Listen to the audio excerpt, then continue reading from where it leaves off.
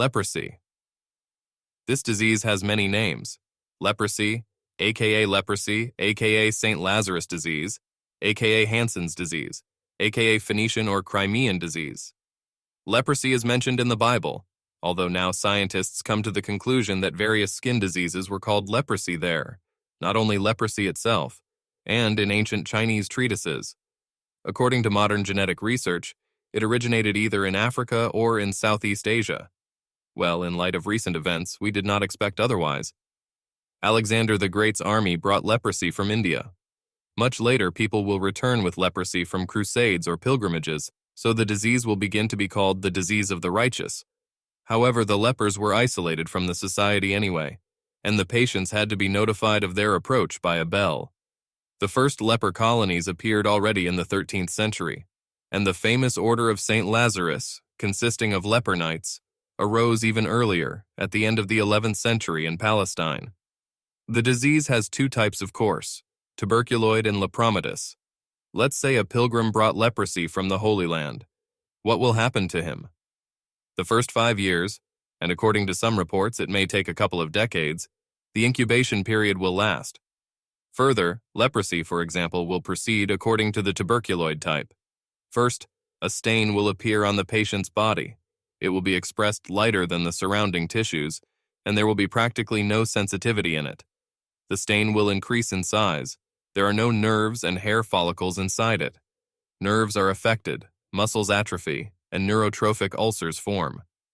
Well, if the facial nerve is affected, he will develop lagophthalmos. Eyelids will not completely close. As a result, inflammation and corneal ulcer and blindness. But what if the disease proceeds according to the lepromatous type? Basically, the skin will be affected. All kinds of growths, leprosy, nodes, papules, plaques will appear on it. Eyebrows fall out, facial features are distorted, it becomes lion-like. Mixed types are also possible.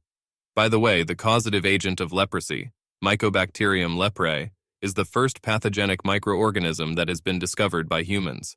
The Norwegian scientist Gerhard Hansen made this discovery in 1873.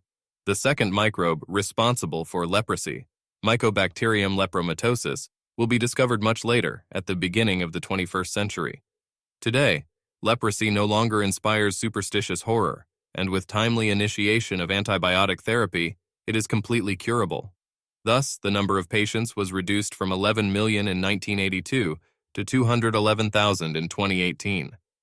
In Russia, as of 2015, there were only 240 people suffering from leprosy.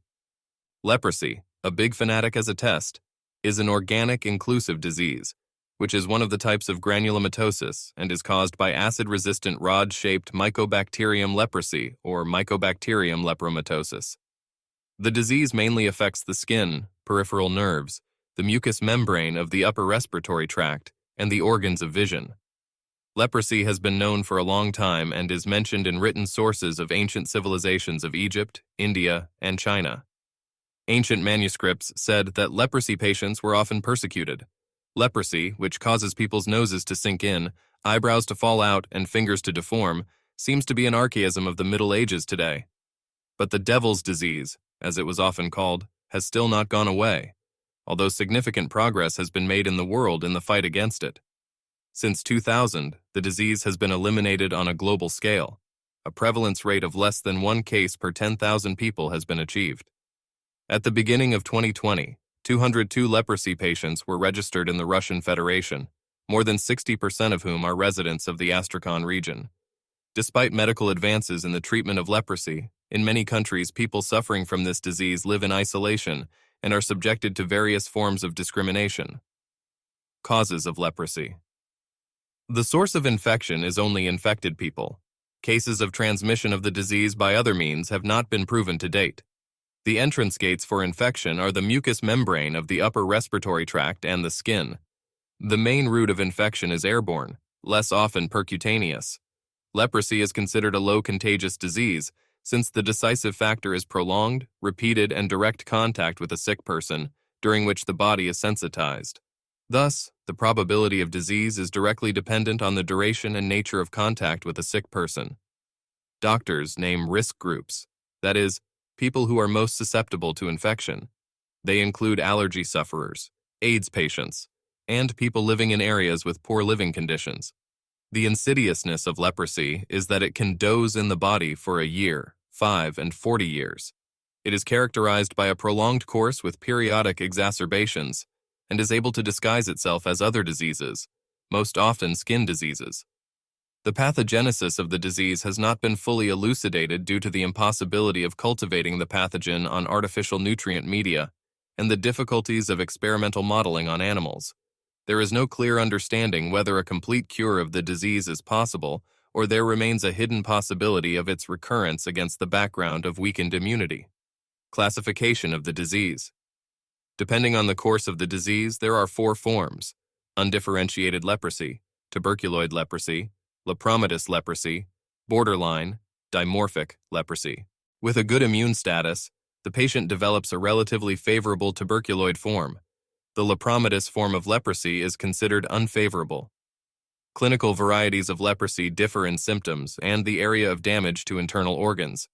The course of the disease in each case goes through 4 stages: stationary, progressive, regressive, and, at the end of the disease, residual.